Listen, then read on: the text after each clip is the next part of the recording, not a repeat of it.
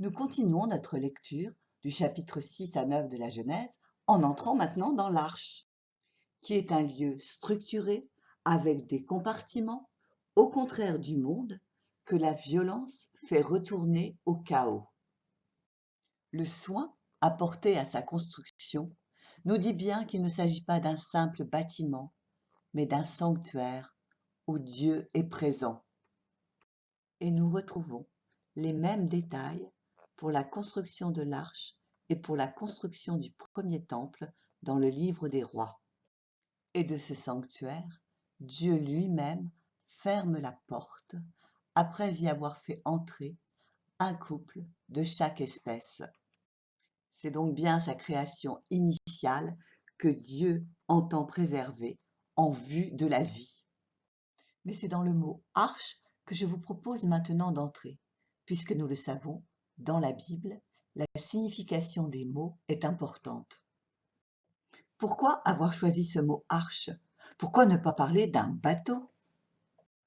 Si pour nous, aujourd'hui, une arche est un élément architectural, une voûte en arc, au Moyen Âge, une arche est un coffre. Le mot vient du latin arca, qui veut dire boîte, coffre. Nous avons dans la Bible un autre emploi de ce mot arche qui signifie coffre. C'est l'arche d'alliance. Le peuple de Dieu y met la parole de Dieu et montre ainsi la présence de Dieu au milieu de son peuple dans le désert. L'arche est donc un coffre qui contient ce qui est précieux. Et Dieu demande à Noé de construire un grand coffre pour y mettre la vie, pour sauver la vie. Et Dieu est là, avec eux. Il n'est pas dans le déluge, il est dans l'arche.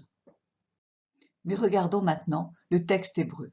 Le mot utilisé est teba, qui se traduit donc par boîte, coffre.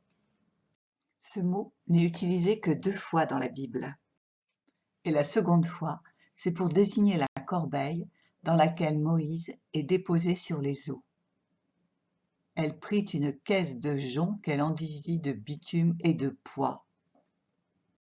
Noé et Moïse sont tous deux sauvés des eaux, tous deux portés par une arche, une enveloppe protectrice de la vie. Mais Théba a un autre sens aussi. Il peut être traduit par mot. Dieu demande à Noé d'habiter les mots. Dieu a créé le monde avec la parole, avec les lettres hébraïques. La parole peut autant créer que détruire. Quand un mot n'est plus compris, n'est plus habité, il génère de la violence, parce que la relation est rompue. Il faut que l'humanité repense l'usage qu'elle fait des mots. Entrer dans l'arche serait alors retrouver la dynamique du langage, retrouver la parole de vie. Dans l'arche se maintient donc l'ordre originaire du monde sous la conduite d'un juste pasteur.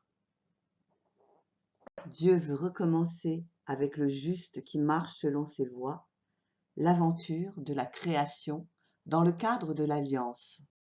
L'arche figure symboliquement l'espace où le projet de Dieu va traverser la mort et la destruction dans l'attente d'un nouveau départ. Mais bientôt résonnera l'ordre de sortir de l'arche et de recommencer à vivre sur terre.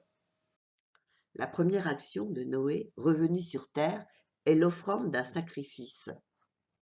Mais Noé n'est-il pas là en train de détruire par le feu un animal alors que Dieu lui a dit que les animaux de l'arche sont destinés à proliférer sur terre? Noé, à qui Dieu avait demandé de veiller sur le monde animal, est lui aussi capable de violence. Le sacrifice ne rend pas Dieu optimiste sur l'humain, mais il constate que dès sa jeunesse, l'homme est enclin au mal. Et Dieu va prendre des mesures en conséquence. Noé et ses fils sont bénis en vue d'être féconds, de se multiplier et de remplir la terre. Ce sont les mêmes paroles que dans le premier texte de la création. Le projet de Dieu est toujours le même. Mais un changement important apparaît dans la relation avec les animaux. Maintenant, c'est la crainte et la terreur que les humains vont leur inspirer. Les êtres humains ont été créés herbivores. Ils pouvaient manger sans tuer. Après le déluge, ils pourront tuer les animaux pour les manger. Dieu a pris acte de la violence des humains et leur donne comme un exutoire pour l'extérioriser. Mais Dieu va imposer deux limites à cette violence.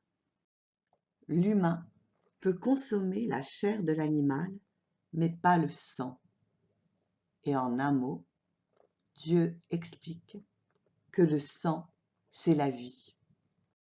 La loi prend en compte la violence qui est en l'être humain, mais elle les met en garde contre ce qui meut la violence dans les profondeurs mêmes du cœur, la haine, l'envie. Car la violence engendre la violence, et un jour ou l'autre revient sur celui qui l'a déclenchée. Si la loi limite la violence, elle l'admet. Et Dieu va aller encore plus loin en donnant le signe de l'alliance. En hébreu comme en français, le même mot désigne à la fois l'arc en ciel et l'arc de tir pour la guerre. Le message qui nous est donné, c'est donc que Dieu dépose les armes et l'arc de guerre devient un signe d'alliance unissant le ciel et la terre. Cet arc dans le ciel n'est-il pas une invitation à l'homme pour se souvenir? Si Dieu a déposé les armes, l'homme, créé à l'image de Dieu, ne doit-il pas lui aussi prendre le chemin du refus de la violence?